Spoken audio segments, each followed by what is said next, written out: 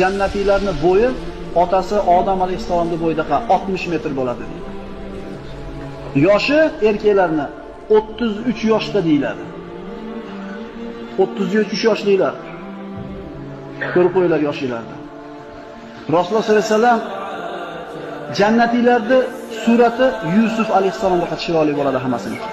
Ovozlari Davud alayhissalomnikidaqa shirin mayin bo'ladi deydi. Birorta xunuk inson bo'lmaydi, birorta bir ovozi xunuk kishi bo'lmaydi. Hamma bir xil chiroyli suratda keladi.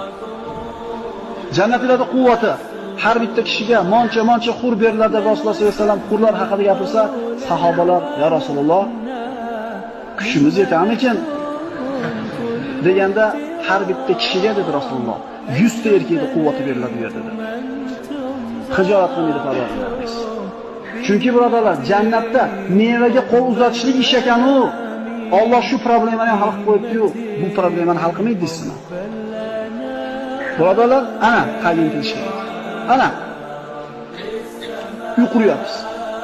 Qurdingiz 30 ga kirib uy soldingiz. Necha yil yashamoqsiz shu uyda? Chopilayotgan pulingizni qarang. Yana bir 2 yil yashaysiz. Boring 40 yil yashaysiz. 40 yil yashaganingizga 40 ming dollar sarflayapsiz.